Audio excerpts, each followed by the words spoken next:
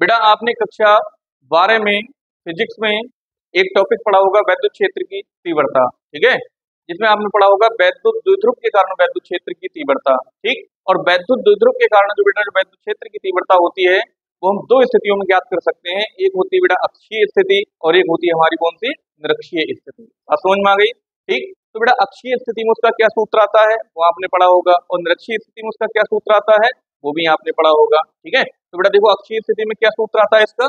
अक्षीय स्थिति में बेटा आता है ई अक्षीय बराबर 1/4 पाई एप्सिलॉन नॉट 2p बटे आर क्यूब। कितना होता है बेटा 2p बटे आर क्यूब। और बेटा ई निरक्षीय स्थिति में कितना होता है बेटा, होता है 1/4 पाई एप्सिलॉन नॉट p बटे आर क्यूब, ठीक है। इसमें बेटा जो p होता है बेटा वो p होता है वैद्युत द्विध्रुव आघूर्ण, ठीक है।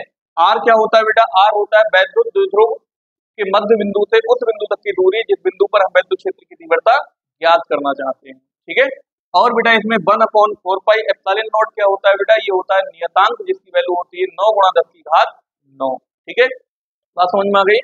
तो बेटा ई अक्षीय स्थिति में क्या सूत्र होता है बताओ, ई अक्षीय में होता है हाँ 1/4 पाई एप्सिलॉन नॉट 2p बटे आर क्यूब, और ई निरक्षीय में होता है बेटा कितना 1/4 पाई एप्सिलॉन नॉट p बटे आर क्यूब, ठीक है। अब इन दोनों सूत्रों को देखकर बेटा आपको इसमें क्या डिफरेंस नजर आ रहा है बताओ, ठीक है। तो देखो बेटा इसमें 1/4 पाई एप्सिलॉन नॉट इसमें भी है और 1/4 पाई एप्सिलॉन नॉट इसमें भी है, ठीक है। बेटा p इसमें भी है और बेटा p इसमें भी है, ठीक। बेटा r इसमें भी है और बेटा r इसमें भी है, ठीक। दोनों में क्या अंतर है बेटा, इस सूत्र में देखो 2 है और इस सूत्र में 2 नहीं है, ठीक है। तो बेटा इसी 2 पर बच्चों को बहुत कंफ्यूजन रहता है कि किस सूत्र में हम 2 लगाएं और किस सूत्र में हम 2 ना लगाएं, ठीक है। तो पूरा का पूरा कंफ्यूजन बेटा आज मैं आपका दूर कर दूंगा एक बहुत ही शानदार ट्रिक के द्वारा, ठीक है। तो समझिए बेटा क्या ट्रिक है वो। देखो बेटा अक्षीय स्थिति में पहला वर्ड क्या है हमारा बेटा बताओ, अक्षीय स्थिति में पहला वर्ड है हमारा आ, ठीक है। निरक्षीय स्थिति में बेटा पहला वर्ड क्या है हमारा बेटा, पहला इसमें शब्द है ना, ठीक है। तो बेटा अक्षीय वाले में 2 है बोलो है, ठीक है। निरक्षीय वाले में 2 नहीं है, ठीक है बेटा।